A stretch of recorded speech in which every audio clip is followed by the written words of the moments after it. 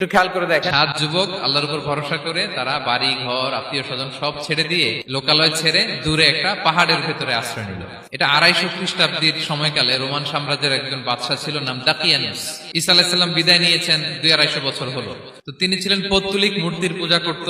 আর তার এলাকায় কেউ যদি ঈসা আলাইহিস সালামের নাম নিত, আখিরাতে বিশ্বাস করত, আল্লাহ বিশ্বাস করত, তাদেরকে তারা পাথর মেরে হত্যা করত। কিন্তু 7 জন যুবক ছিল, তারা ঈসা আলাইহিস সালামের রেখে যাওয়া সত্য ধর্মের উপর ঈমান এনেছিল।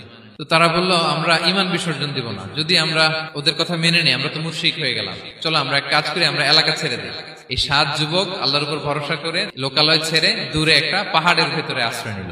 তো তারা ভিতরে গেল, যে প্রচন্ড ক্লান্ত, তারা ঘুমিয়ে পড়ল। এই এক ঘুমে আল্লাহ 309 বছর কাটায় দিলেন। 309 বছরের ব্যবধানে এই এলাকার সবাই মুসলিম হয়ে গেছে।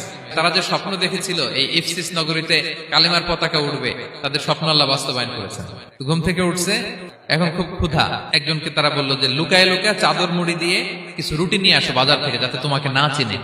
তো সে যে যখন দোকানদারের কাছ থেকে রুটি নিয়ে স্যার মুদ্রা দিছে, দোকানদার বলে এই মুদ্রা কোথেকে আসলো? তো রুটিওয়ালা বলে, তুমি বর্তমান সময়ের মুদ্রা দাও, এটা দিচ্ছ কেন? বলতে সেটা তো বর্তমান সময়ের মুদ্রা।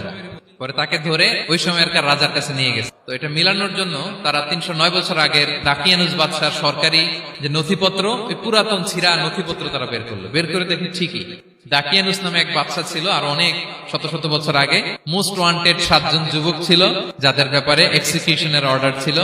এখন দেখে তারা অবাক। লম্বা ঘটনা আমি খুব শর্ট করে বলতেছি। পরে সবাই মিলে তাকে সহ ওই গুহায় গেল।